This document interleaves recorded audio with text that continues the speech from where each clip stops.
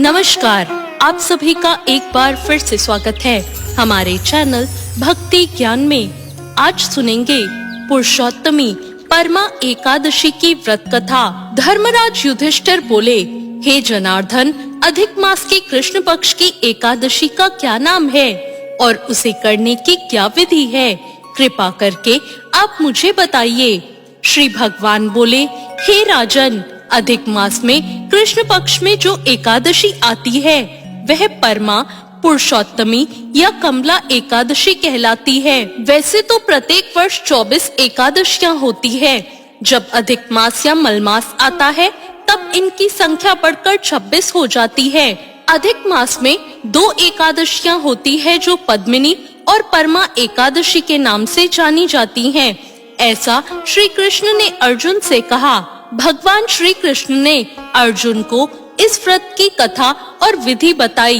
एक समय की बात है, कम्पिल्य नगरी में सुमेधा नाम का एक ब्राह्मण अपनी पत्नी के साथ रहता था। ब्राह्मण बहुत ही धर्मात्मा था और उसकी पत्नी पतिव्रता स्त्री थी। यह परिवार बहुत सेवा भावी था। वो दोनों स्वयं भूखे रह जाते परंतु अतिथियों की सेवा बहुत हृदय से करते। धन के अभाव के कारण एक दिन ब्राह्मण ने अपनी पत्नी से कहा, धनोपार्जन के लिए मुझे परदेश जाना चाहिए क्योंकि इतने कम धन से परिवार को चलाना बहुत कठिन है।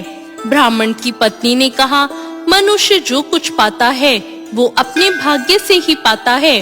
हमें पूर्व जन्म के कर्म के अनुसार और उसके फलस्वरूप ही गरीबी मिली है, अतः यहीं रहकर कर्म कीजिए। जो प्रभु की इच्छा होगी वही होगा।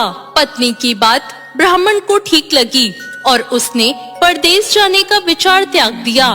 एक दिन संयोगवश कौटिल्य ऋषि उधर से गुजर रहे थे तो कौटिल्य ऋषि ब्राह्मण के घर भी पधारे। ऋषि कौटिल्य को अपने घर देखकर वो दोनों बहुत प्रसन्न हुए और उन्होंने ऋषि की खूब आवभगत की। उनकी सेवा भाव देखकर ऋषि काफी खुश हुए और पति पत्नी द्वारा गरीबी दूर करने का प्रश्न पूछने पर ऋषि ने उन्हें पुरुषोत्तम मास के कृष्ण पक्ष में आने वाली पुरुषोत्तमी एकादशी करने की प्रेरणा दी। व्रती को एकादशी के दिन स्नान करके भगवान विष्णु के समक्ष बैठकर हाथ में जल एवं फूल लेकर संकल्प करना चाहिए। इसके पश्चात भगवान की पूजा करनी चाहिए। इसके बाद ब्राह्मण को भोजन करवाकर दान दक्षिणा देकर विदा करने के बाद स्वयं भी भोजन करना चाहिए। उन्होंने कहा, इस एकादशी का व्रत तुम दोनों रखो।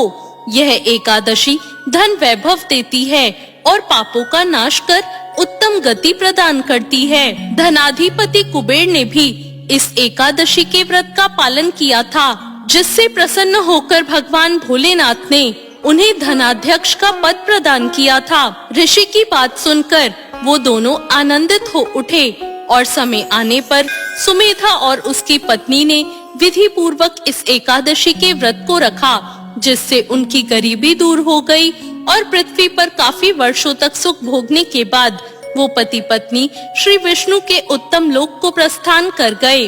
अतः हे नारद, जो कोई मनुष्य विधि पूर्वक इस व्रत को करेगा भगवान विष्णु निश्चित ही उसका कल्याण करते हैं। तो ये थी परमा एकादशी की व्रत कथा।